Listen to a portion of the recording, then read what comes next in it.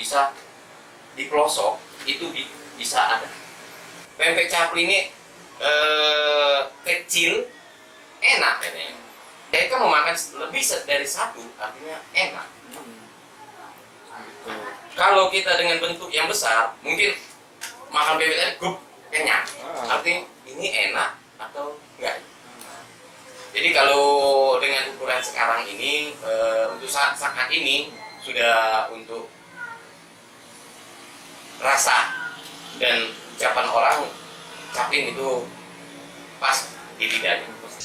Warung pempek capling, terasa iwaknya, lemaknya, jangan ditanya.